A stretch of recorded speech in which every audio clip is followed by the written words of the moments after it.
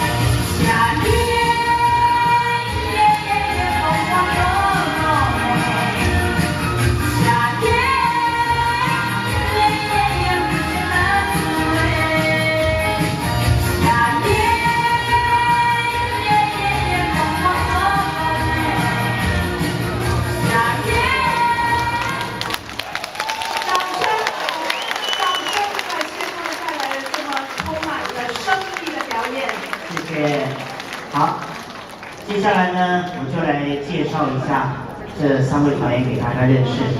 首先呢，在我左边这位王蜀乔，他是9岁的时候手不小心被绞肉机绞进去，可是他现在呢活得很健康，活得很快乐，所以他跟大家挥挥手。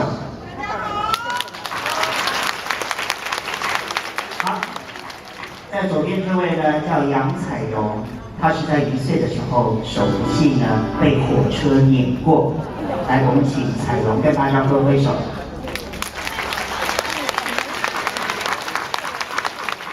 我想呢，利用比较多一点时间来介绍这位双手双脚都截肢的郭伟奇。他是因为在7岁的时候，一场不知名的疾病，造成双手双脚都截肢。可是他却为自己缔造了人生不可思议的3个拼图。他在今年9月的时候呢，他骑着改装的3轮自行车，完成了环岛之行，请他掌声鼓励。第2个拼图呢是呢，他曾经呢，勇渡台湾的日月潭，再给他掌声鼓励一下，不容易。我想更困难的是，在2年前的4月23号，然后呢，郭维奇还有蜀乔跟彩荣，他们呢去挑战台湾第1高峰玉山，攻顶成功，再给他掌声鼓励一下。这一天的《联合报》头版头条就是介绍这位没有手没有脚，今年23岁的这位小女孩。这中间有一个非常温馨的故事，就是当距离玉山攻顶还剩下最后200公尺的时候，当时呢，这位小妹妹呢，她已经精疲力尽，再也爬不动了。各位朋友，你知道她最后怎么爬上去的？她是含着她外公的遗照，也就是照片，一边哭一边爬上了玉山。在攻顶的刹那呢，她跟在天上的外公说了一句话。伟奇要不要跟大家说一下，你跟外公说了什么话？我跟我外公说，外公，请你放心，我终于做到了。我终于做到了。